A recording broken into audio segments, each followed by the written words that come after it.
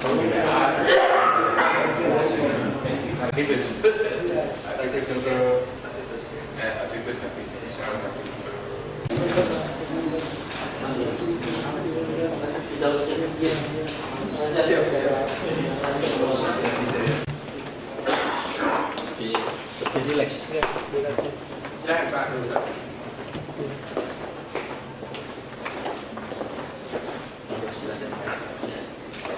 Saya mengucapkan selamat waktu di Papua dan terima kasih banyak ini kita Mas Ferry sudah kontak saya untuk membantu Pak Gubernur, Pak Bupati di sana, Wali Kota di sana.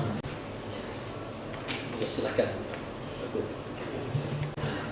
Terima kasih Pak Menteri dengan kesibukan yang luar biasa bisa menerima peningkatan kemajuan pendidikan di Papua. Ya, walaupun memang ada yang banyak yang tertinggal, tapi ada kemajuan yang luar biasa. Ditandai dengan anak-anak kita banyak juga ada yang belajar di luar negeri, di dalam negeri, kemudian dengan prestasi-prestasi yang luar biasa. Bibit-bibit yang kemudian selama ini tidak diangkat, sekarang sudah banyak yang muncul. Tentu ini suatu bapak sejarah generasi menteri dan komitmen Bapak SBY untuk memajukan Papua dalam pendidikan. Kedua juga membangun nasional itu.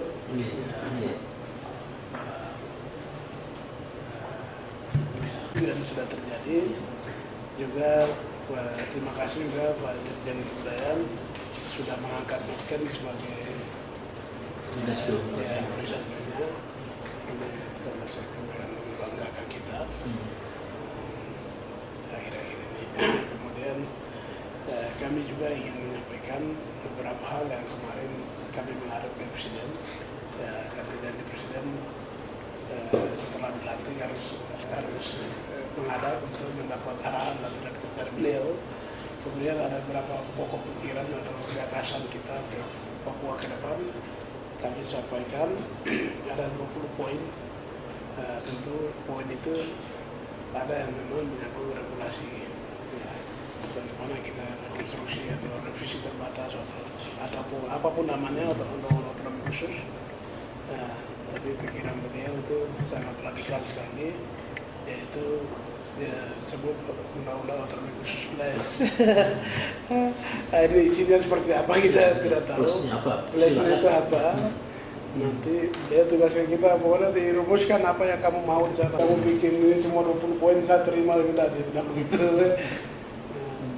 Saya sampaikan namun tiga pokok atau tiga dia sebut tunggal ya.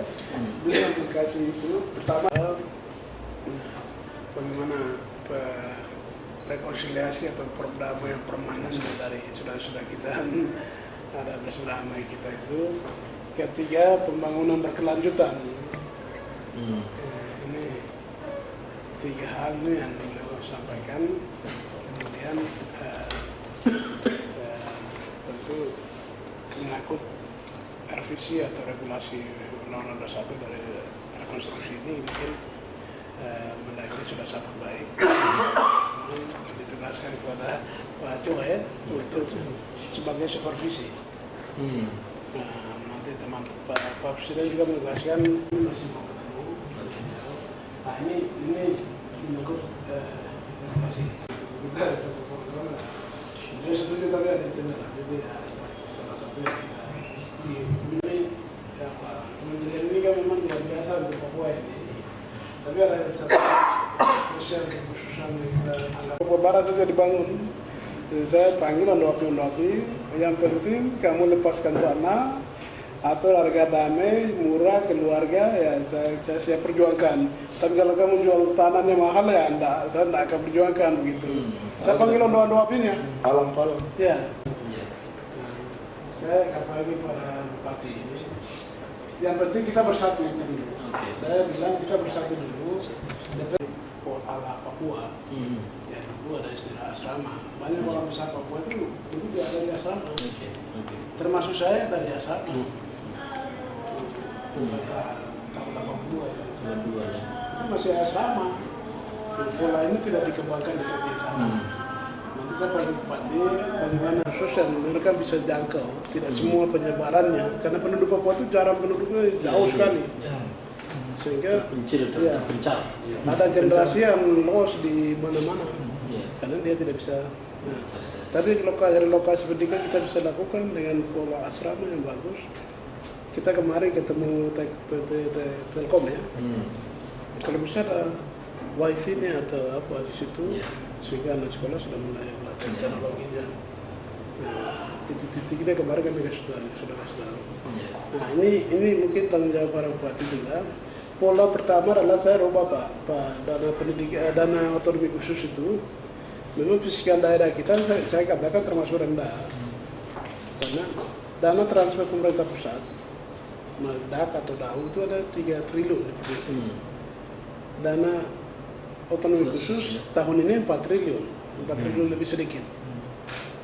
Nah, ini 7 triliun, APBD provinsi itu 7 triliun lebih sedikit. Dengan kondisi itu 29 kabupaten harus kita bagi dari 4 triliun itu. Kita bagi, ya ada kriterianya juga beberapa cara pembagian. 80 kabupaten kota, 20 di provinsi. Saya nama bupati tahun itu kita langsung aja, bahkan tidak bisa belanja apapun.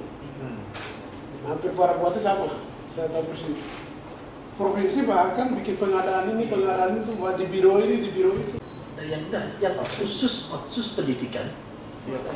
Jadi saya tidak tahu itu ditambahkan jadi 4 triliun tadi itu, tapi yang jelas di dana transfer dari pusat untuk Papua, untuk otsus pendidikan, saya ingat saya sekitar 1,8. 1,8 ya? Khusus untuk pendidikan itu. Dalam bentuk DAK? Bukan. DAK ada lagi. DAK tersendiri. Otsus pendidikan. Mungkin masih di 4 triliun. Lumayan ada 1,8 triliun. Ada berapa kabupaten ya di 30 taruh lagi itu. 200-an. 600-an. 60 rata-rata. Ya, padahal kan ada yang besar dan kecil, mungkin ada yang Dengan pembahasan 60 selama ini. Dinas Pendidikan Sekolah semua dikembalikan ke kabupaten. Jadi tidak lagi provinsi tangani. Nah, kecuali beasiswa atau apa? Rumah sakit. Nah, itu bantuan perguruan tinggi ya itu bisa. Tapi lamanya nggak bunyi begitu. Masyarakat ya. koordinasi. Seperti saya juga tidak ya. Tidak cukup. Kalau saya mau bikin pendidikan yang sesuai tantangan hari ini, mau bikin ini itu sudah habis, tidak perlu sebenarnya bagi kesehatan infrastruktur, tapi karena itu terpaksa 30% dulu itu yang terjadi Pak. Jadi, beliau juga pernah rasa, jadi mungkin harus kasih turun ke bawah. Tapi saya dengar di telinga saya Sosialisasi kurikulum dan saya diskusi di situ, semangatnya luar biasa. Itu insya Allah rasa-rasanya Pak. Dan kami ada beberapa program khusus Pak Bu, yang untuk pendidikan yang sangat khusus, kalau ini bisa kita manfaatkan bagus. Yang pertama program adik, ya, jadi afirmasi pendidikan tinggi. Nah itu adik-adik yang di Papua kita berikan khusus untuk sekolah, entah itu di UI, di ITB, di ITS, di IPB, di UGM, di Makassar, yang negeri-negeri kemarin ada 800-an, dan itu kita biayai sebagian. Dan tahun depan ini kalau ada lagi, tidak usah 800, 1000, untuk berapa kita kirim. Sekolah-sekolah yang terbaik di sini 4-5 tahun lagi balik. Itu. Jadi kita terobosan, jadi kita ke kawan-kawan perguruan tinggi negeri harus terima. Ini urusannya bukan apa-apa, urusan NKRI. Harus. Siapkan matrikulasi dulu. Siapkan, itu harus. Dan kemarin sudah sekitar 800-an, jelas 800. Terus yang kedua, Bapak SM3T, sarjana mendidik di daerah 3T. Kami kemarin pas ke Manokwari itu ke Warmare, ketemu dengan adik-adik kita yang ngajar di pelosok-pelosok, seneng kan. Nah ini kan bisa kita kirim lagi supaya kekurangan guru segera bisa teratasi untuk shortcut segera kita atasi. Di Ranujaya misalkan perlu berapa 100 kita kirim Pak. Ini di NTT yang paling besar NTT sekarang ini. Itu kita merekrut sekitar 3.000 guru. Tanahnya saja yang penting, karena kalau tanahnya belum fix, keuangannya yang nggak bisa ini. Lama di kabupaten tidak susah Pak. Iya. Biasanya di Jayapura ya betul. Itu. Saya sudah 3 titik Pak, nanti bulan Juli atau Juli? Hah? Juli. Juli ya, pas tahun pelajaran itu. Supaya ada ya, satu pelajaran Moga. Iya. pendidikan TK dasar di tingkat pegunungan dulu. Oke. Karena itu sesuatu yang memang apa? Ya tadi, Pak Guru cerita tadi itu pegunungan, artinya jarak yang jauh dan ini. Jadi, nanti tiga-tiganya akan diresmikan, 2 sudah ada, 1 tuh di alam saja pakai konai tapi indahnya luar biasa. 1 yang di Priok ibu kota, 3 titik. Mas Rama, jadi Memang dia makanya betul-betul dia dikasih gaji apa maksudnya ibu hamil ya. ibu hamil. Hamil Dapat 5 juta, jadi silakan ambil rame-rame gitu. Untuk kesehatannya. Ya, supaya lahir saya. Penduduk sekarang itu dalam angka umum itu 160.000. 90 ya. Itu angka, sebenarnya angka-angka itu tidak benar juga. Genjot itu. Masih SPG. Karena ketika pulang kembali itu, itu guru gitu. Jadi orang-orang tua sampai umur-umur termasuk mereka menyebar di mana-mana. Tapi sekarang terjadi degradasi. Ketika OTS muncul, guru putra daerah tidak lagi bertugas. Pikiran itu hanya masuk di politik, jadi pejabat, sehingga dari guru yang di camat. kami usulkan ke Menko, memang harus saya contoh ada 65 SD. Itu harus ada guru kontrak yang Bapak sampaikan tadi. Apa saya yang kontrak sendiri atau apa? Kami menugaskan. Ya. Kalau guru lagi itu jarang-jarang insentif 10 juta Pak. Di luar gaji. Nah, itu bagus. Luar biasa. Gajian dari kami itu kira-kira sekitar 3 jutaan. Tapi 10 tahun lagi Pak Gubernur. Setelah Pak Gubernur 2 kali. Itu saya kira 5. Bupati di pegunungan itu mereka umur rata-rata sama. Jadi saling terlupa ya. Bupati lagi ada beberapa hari ini. Saling perlu. 46 tahun sekarang. Iya. Bagus. Oh, jangan kita sampaikan maksudnya. Gedung itu tapi bisa bikin pakai alang-alang. Itu. Jadi kita ke situ dulu, guru punya rumah aman. Ke depan kan ini guru saya mau guru Toraja, guru Batak yang bisa menjadi guru Jawa begitu. Karena kami ke distrik, masyarakat pasti usul. Sudah kami minta guru Jawa begitu. Kami minta guru apa? Kalau Toraja dia bilang Soraya, guru Soraya gitu. Nah, ini Kenapa? tidak lagi. Dia hanya 50% begitu. Oke. Kita dibantu. Tapi sekarang Pak, mohon maaf Pak, itu ya sudah tahu lah daripada Dibantu. Apa-apa. Bersama ISPI, Institut Seni dan Budaya Indonesia di Papua. Mau kita kembangkan, betul-betul kita kembangkan supaya bisa mengkonservasi, mempertahankan nilai yang itu kearifan lokal apa saja. Dan saya akan masuk ke museum di situ Pak. Itu kan setiap wilayah kan punya khas-khas sendiri. Itu kan wayah betul itu. Dari sisi bahasa aja. Itu penelitian di sini yang kita lakukan itu ada berapa ratus bahasa. 400-an. Dan ada cenderung ini hilang. Ada cenderung hilang. Nah ini yang mau kita amankan. Anak saya, anak beliau Alumni Oxford. Itu harus dijaga. Ya, kita jaga, kita rawat. Ini tempatnya beliau nih. Sama badan bahasa untuk kita jangan sampai hilang. Bahasa Indonesia harus, tapi bahasa ini juga tidak boleh hilang. Iya. kalau hari ini siap Bapak bu anak yang ke sana di SD 3 bulan pasti dia berbahasa lagi. Sedang, Pak Guru. Ini para rektor itu sangat kompak sekarang.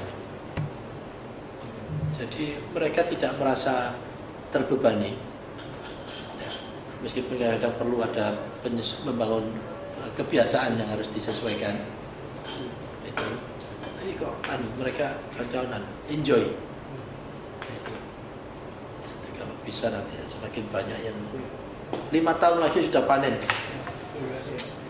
5 tahun lagi panen. Saya tuh ingat gini Pak Gub, ini karena sudah selesai, saya pernah presiden waktu tolong carikan putra putri Papua kalau bisa yang doktor. Ada Pak dulu, tapi sudah meninggal. Dulu ada. Kita cari, dapat apa? Tapi kan ada kamar mandinya. Sehingga tidak dibangunkan kamar mandi, ada rumah buruh aja.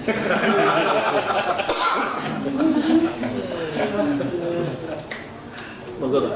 Supaya ini bulan Juni nih kita langsung baik. Sukses. Jadi sudah. Nah, jadi pertama atas nama kementerian saya ingin menyampaikan ucapan selamat ke beliau. Kami sangat bangga. Beliau sudah dilantik beberapa waktu yang lalu dan pada saat 1 hari setelah pelantikan kami pun juga rapat dengan beliau. Kementerian intinya kami akan memberikan dukungan penuh pada program-program Pak Gubernur. Ada beberapa program yang kami siapkan. Jadi yang pertama ada yang namanya program adik. Jadi afirmasi pendidikan untuk adik-adik kita yang dari Papua bisa sekolah, melanjutkan di perguruan tinggi terbaik. Entah itu di UI, di ITB, di ITS, di UGM, di IPB, di mana aja. Dan kita ingin memberikan dukungan untuk itu. Dan ini sudah berjalan. Tahun yang lalu sekitar 800-an yang sudah sekolah di berbagai perguruan tinggi itu. Kami berharap nanti Pak Gubernur, Pak Bupati bisa naik lagi. Ya tidak 800 tapi bisa 1000 dan seterusnya. Karena ini investasi jangka panjang, mudah-mudahan 5-10 tahun sudah kembali dengan kualitas yang jauh lebih bagus lagi. Yang kedua, sekolah berasrama. Nah, kami juga mengembangkan itu. Dan yang ketiga, pengiriman guru-guru melalui program SM3T, Sarjana Mendidik di daerah 3T. Tahun ini kita akan merekrut kira-kira sekitar 3.000-an lebih barangkali. Nanti kita kirim ada ke NTT, ke Papua, ke Maluku Utara, ke Aceh yang pelosok-pelosok.